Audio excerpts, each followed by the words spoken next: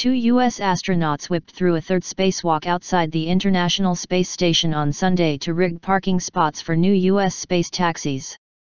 Station Commander Barry Butch Wilmore and Flight Engineer Terry Virts expected to spend about 7 hours installing antennas, cables and navigation aids on the station's exterior truss. Instead, the astronauts, who were making their third spacewalk in 8 days, were back inside the space station in 5.5 hours.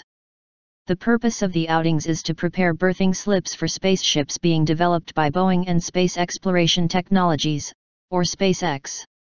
Wilmore and Virts floated outside the Quest airlock shortly after 7 a.m.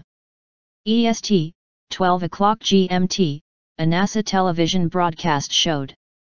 Their job was to install more than 122 meters, 400 feet, of cables and a pair of antennas that the new vehicles will use to navigate toward and dock with the station, a $100 billion laboratory that flies about 418 kilometers, 260 miles, above Earth.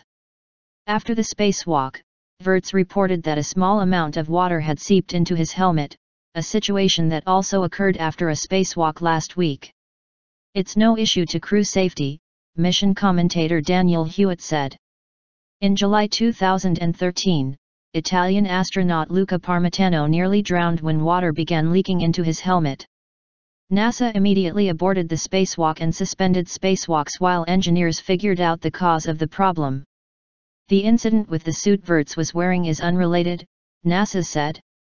Sunday's outing follows 2 spacewalks last week to rig power and data cables for a pair of docking port adapters that are due to arrive later this year. One adapter will be installed at the berthing slip once used by NASA's space shuttles, which were retired in 2011.